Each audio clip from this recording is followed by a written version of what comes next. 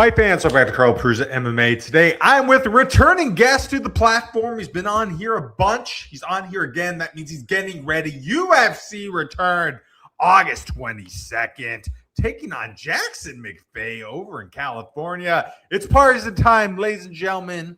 The one, the only, Mr. Wes Schultz. Wes, what's up, my friend? Not too much. How's it going? It's going good, man. A lot in your life has happened, positive and negative, since the last time we talked. Starting on the positive things, last time we talked before you were going to Australia. You went to Australia, had an amazing victory, got your first UFC win, third round guillotine finish. How was the trip? Man, that felt like I was gone like forever. Man, I mean, that's once in a lifetime trip. Going across the world and, going winning a UFC fight. Hopefully not once in a lifetime for that. But yeah, that was nuts. Just from flying over the damn, I never realized how scary it is flying over an ocean until I was doing it. Like, you look on the map, it's like, oh fuck, we're like thousands of miles from any land. Like, that's terrifying. But the trip there was good. Coming back didn't seem to take too long, but man, I was so as shit. And yeah, Australia was actually pretty neat. Don't know if I would go back, but I did enjoy my time there. You know, before you went there, you mentioned that you wanted to see a kangaroo. You see any cool exotic wildlife? Saw some wallabies. I saw some wallabies. Didn't see any big ass spiders, which was really nice. I appreciated that. That was my main thing. I was kind of worried about, or like the pools that had these toilets that were like the bathrooms were like outside, and I was like, damn, this is prime spider territory. Didn't see one though. That was really nice. You know, what was it like after the fight, going on your Instagram, looking at all these people in the United States getting up early, like 4 or 5 o'clock in the morning to watch you fight? Was that kind of crazy? Yeah, I can't believe how many people actually woke up that early. I assumed they'd like catch the replay or something, but a lot of people got up. My Instagram feed was just all pictures of me. I was like, sweet. You know, after establishing that first win now, do you really feel like you settled in as a fighter in the UFC? Absolutely. A lot of guys come in and go 0-2, 0-3, and they're out. And that's like the big thing, is just getting that first win, getting your feet wet. Especially just getting more cage time too. Because I've only had like probably 12 pro fights. Anytime a fight goes into the third, I kind of dig it, because it's just more experience, and you just, every second you're in there, you're getting more comfortable. You know, you've proven throughout your whole career that your wrestling, the grappling is on a whole new level. You've shown this now in the UFC. Do you feel like your grappling's as good as it gets in that division? Yeah, but dudes are fucking strong as shit. That's like the one thing. I wanted to take some time off and just eat food and lift a shitload of weights this summer, but that did not happen. I'll definitely do that. Hopefully after this one. Because the middleweights you see in there, it's a whole different animal. This is like what you see in the regional scene, which I knew that was going to be the case going in, but still, it's a fucking, like reality comes at you fast. Absolutely. So you made your way back to Australia. Some crazy stuff. You had a fire at your house. What all happened there? Yeah, my goddamn house burned down the night I got back. The night I couldn't wait to sleep in my own bed. I couldn't even do that. So that blows, but we're in a new spot now.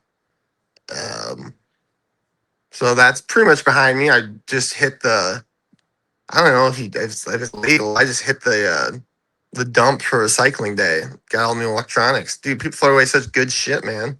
I got a sweet like the best TV you could have in 2011. I now own. Did you show up to the dump and found it? It was electronics day. People just bring all this shit. You gotta throw it. They organize it by like what it is. And like, I got a fucking Xbox. a fucking laptop, which I would have used for this interview, but the battery's a little sketchy. So I might end up buying a new laptop, but it's still it does what I need it to do for now. Yeah. Shit, I found a fucking Bluetooth speaker that was charged and working. So I was bumping tunes while I was picking through all this shit. It was great. Well, I'm glad at least you're okay and you're making good of the situation. But life of a fighter, we've talked about before, it's a roller coaster. Obviously, there's high moments, there's low moments. For you, how important is it to try to keep that mental game as strong as you can to get through all this stuff? Oh, it's absolutely crucial. Just staying in your routine is the biggest thing I feel, which is easy for me because I don't really know what to do if I don't go to the gym, Like I have a kayak, but like how many fucking days can you take the kayak out in a row? Like going to the gym is what I do. So if I don't do that, like I'm, I really have no other way to spend my time. I guess I could work more, but who the hell wants to do that? There you go. So obviously you train at Pura Vida, BJJ, Nick Klein, Montel Jackson. What's the gym been up to lately? How's everyone doing over there? Pretty good. We've had a lot of fights this summer. We got a lot of guys with fights coming up this fall. It's gonna be very active. So everyone's in big training sessions. So Saturday practices is when we spar. Those have been fucking full. A lot of guys coming from other gyms too. I feel like it's like kind of like the center point of Milwaukee MMA right now, which I love. But man, it's been hotter than a bitch out. Holy shit. Training that has been a bastard. We're starting to see a lot of fighters come out that Midwest area. Obviously, you guys have it covered here in Milwaukee. You have Anthony Pettis and his crew, deep roots over there too. Guys from Illinois. What is it with that area and fighting? Do you think this is just becoming a hotbed? Yeah, I mean, once again, like you can only. I mean, some guys can fish every day. I sure as hell can't. You know what I mean? There's only so much to do over here. You know what I mean? You might as well be in the gym. And I feel like it's like a positive feedback loop. Once you get something going with good guys, it like attracts other talent. And other people who aren't even talented, they just want to come in and work with you. And you need guys like that too. You need guys of all levels in the gym. You need guys to try stuff on, guys that are better than you and beat your ass, and you need guys that are like right at your level and you push each other. What's it like now going with some of the guys that you're training with, coaching them, being in their corner at the regional events, being recognized, being like, hey, that's the UFC fighter. What's it like approaching it from this perspective now? It's definitely cool being, it feels like you're like, maybe you like graduated from middle school to high school, and then you got to like go back to the middle school for something. It's like, hey, I feel like the shit. Like, what's up? But I mean, I don't really get to too many regional events because I'm usually working Saturday. There was a big LFA up in La Crosse on Friday I missed. I would love to go to that. But hopefully I'll attend some. I want to go to our show. They'll be on, I think, on Halloween this year. They're doing a Halloween show. How nice. But yeah, I definitely want to get going to more. That's what I loved about when I had a 9 to 5. Man, I went to so many regional shows and like going there with your teammates and they're fighting and they're in the crowd. It's so much fun. I love regional MMA. So I mean, I have that to look forward to after my UFC career. Just kind of going to those events, being like, "Hey, I used to do this too, young buck." As I have like a big ass beer belly. You mentioned working. Are you still at the bar? Oh yeah, still working at a couple bars, and that's nice too because it's a good way to like get out and about while not actually being out and about. You know what I mean? And it kind of stretches. It makes the UFC money go further too if you're not spending it all. Obviously, you know what it's like to sacrifice. We've talked about it before. You're staying up late. You're waking up early. You're doing this every day, trying to push this thing further, trying to get bigger fights. Working those long hours having to miss opportunities where you can go to regional shows, does that make you just want it more and more? It does, because I know what I'm not doing. You know what I mean? I know what I'm giving up. Although it does get easier, I feel like I'm immune to FOMO. Like I was walking into work on Saturday. It was like 2:45. It was beautiful out. There was two big events going on. Like there was a street festival right by I could see the bands playing, and then there was this 24-hour bike ride, which I've always wanted to do, but I've never been able to because I've always been in fight camp for it. And I didn't even.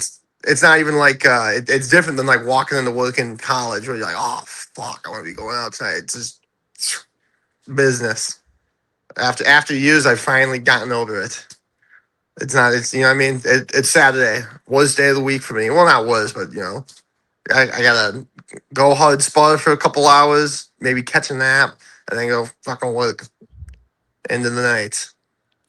Absolutely. So you're getting ready, making your UFC return August 22nd, California. You're taking on Jackson McVey. Another guy's had a couple fights in the UFC. Overall, what do you think of him as an opponent here? Oh, he's skilled. He's skilled. And I mean, we fought on the regional scene as Amis, I think 6 years ago. For LFA, which I don't think there's any footage of it because I don't record the Ami fights. And then, I mean, I've talked to him a lot over the years. Just, I mean, we've been on the same cards a lot. Just in this, and it's not like everyone pretty much reports at the same time for regional events. So you kind of just sit around waiting for hours instead of UFC events where you're only in the arena total for like a couple hours. So yeah, I'd say we know each other decently well. And he's coming off his first win too. And, being both in our first contracts, trying to get that second one, I mean, I predict it's going to be a pretty brutal scrap. But, like, it's funny because, like, we follow each other on, like, social media and stuff. I try to just, like, avoid all this stuff because I'm usually, like, liking it or, like, commenting or something. I'm like, okay, no, just scroll back and punch you in a fucking couple months. Which I'm sure I'll get over that once he plants a fucking elbow on my forehead. I'll be like, you son of a bitch. It's kind of crazy. I mean, you were the first guy to ever beat him anything, amateur, pro. Looking back at it now, since it was so long ago, is there like an advantage of being in there and doing it with him? I mean, can you really rate that when you're as fighting? I don't think so. I mean, and 6 years is a long time especially when you're going back and like we were both within our first couple fights. You know what I mean? Like you'll see rematches in the UFC that are more than 6 years apart, but it seemed more relevant because a guy, two guys fighting when they're already in the UFC, they're already kind of established. They kind of have what they do down, and that doesn't change. Guys don't evolve as much. I feel like once they get into the UFC versus like on the regional scene, like like a guy can be completely different just in between a couple fights. Absolutely. Both of you guys don't get paid by the hour. You like to go in. You like to get a finish. Both of you guys can be very technical. Both of you guys have that grappling. They're striking in there as well. Do you feel like this perfect sets up maybe someone get a performance of the night bonus? I think someone's getting it. I could see us starting technical, kind of feeling each other out, maybe getting into some nice grappling exchanges, and then if it gets to that third round, we'll probably just be tired throwing retarded looking punches at each other. You know what I mean? You're both like, oh, motherfucker, bleeding. It definitely has the potential to be like a slog of a fight. Absolutely. With you, obviously you get a win here. That's 2 in a row. You feel like that does a really good job of starting your climb, really catapulting you up the rankings here? Oh, hell yeah. I think after my first fight, I was like, I know Tapology rankings don't mean anything, but I was like 77 of 77 middleweights. I was like, son of a bitch. So yeah, anything's better than that, honestly. But 2 in a row would be huge. You know what I mean? I'd be tempted to get back in there again this year if I won. I shouldn't. I should take a little time, but it would be very tempting. And then I think I know the fourth fight contracts, but I feel like you sign a new one after the third one. I don't think you ever fight out your contract actually. So honestly, like a sweet win with like a cool move. Man, I should have saved the goddamn Suvilev for something like this instead of Contender Series. But that'd be nice for the contract negotiations too. It's kind of crazy now. 3 fights in the UFC, and you look where you fought. You start off in Mexico, and you went to Australia. Now you're going to California. If someone were to tell you 2-3 years ago you'd be in the UFC in your first 3 fights, be literally all over the world, would you believe this? I mean, I'd have to, but it would take a little bit to actually believe it, because that is what I'm trying to do. But when someone tells you you're actually doing it, and I can't believe I'm already on my 3rd fight in the UFC. I remember being like so intimidated by just going on Contender Series, and then that was like a year and a half just to make it past that, and now I'm on my I'm nearing the end of my first contract. Like that sounds crazy to be here. I remember the first time we talked, it was before you were right, like a week or 2 before you're going to fight Mansour Abdul Malik, the first time on the Contender Series. Obviously, that fight didn't go as planned. I mean, you've had some great moments in that fight. Following that, you found yourself back in the regional scene for the next year, trying to get another opportunity to get in the UFC. What was that period like in your life? Man, that was I mean, it's tough because first I'd never taken damage like that. I've had a broken nose and like other like little things, but never like uh, going to the hospital damage. So that was kind of a bummer. But it's. I mean, losing is. I mean, it's never in the plan, but it's always accounted for because it's gonna happen. It's not like I came from like a family that trained me since birth to be a fucking warrior. So a lot of this I'm just learning on the go. Um, but being back in, I only did I think one regional fight before coming back to the Contenders. That was kind of cool, being like having done all that and then being back on the regional scene. I mean, obviously I didn't want to be there, but um, it made a lot of like the regional scene shenanigans seem way greasier. Like I see, I've seen guys like fight in like UFC shorts they like buy on the internet and shit. It's so funny. Obviously now since you've been in the UFC, you're starting to create a bit of a buzz. People know who you are. You have fans. You're saying off before we start the interview, people recognize you over in Australia. Have you had any cool or funny fan interactions since you've been in the UFC? Yeah, some dude sent a picture of me. I don't remember taking with him right after the Mexico fight. He's like, "You're still the best, man." And it was me, just like my eyes are like kind of crossed. I'm like, "Oh fuck." And he's like leaning over a rail and taking a picture with me as I'm like getting walked out of the arena. He's like, "You remember this?" I'm like, "No, I fucking don't." That was very funny. Absolutely. Obviously, social media plays a big role in martial arts, especially in the UFC. People are calling people out on social media every single day. Fights are announced on social media. Being on social media now, seeing all the crazy comments from the casuals, do you really see a different perspective of this?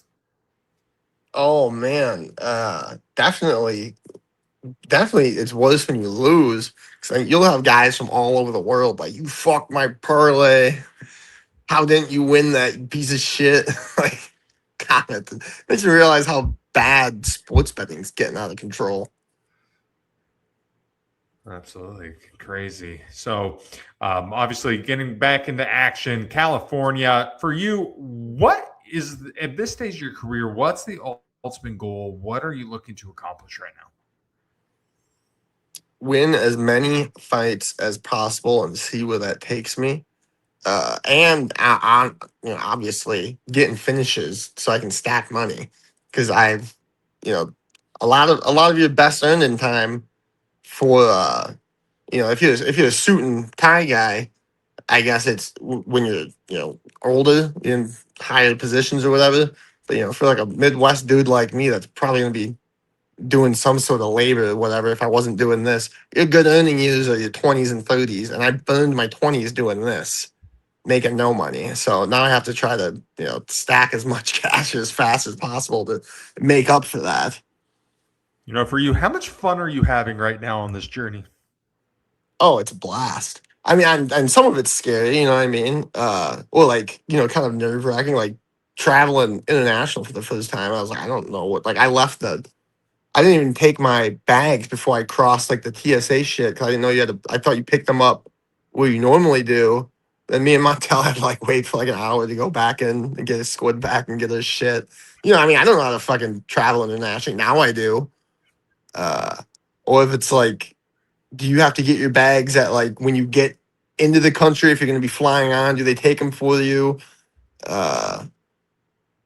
Which some people are like, yeah, obviously, but how the fuck would I know that? Absolutely. All right, Wes. Last question for me, my friend. In a perfect world, what is the outcome August 22nd when you take on Jackson McVey? Second round submission. Get some cage time, not too much. Get a submission, and we both walk out of the beat up, but unharmed overall. So if you go out there and you get maybe the bonus, what's the perfect? Your nickname's Party Time. What's the perfect party celebration to recap that night? Probably 20 to 30 low quality beers. Absolutely. Well, Wes, man, thank you as always. Love talking with you, my friend. It's crazy. We've been doing these interviews for like 2 years, man. Awesome. I know. Where you at? Nuts.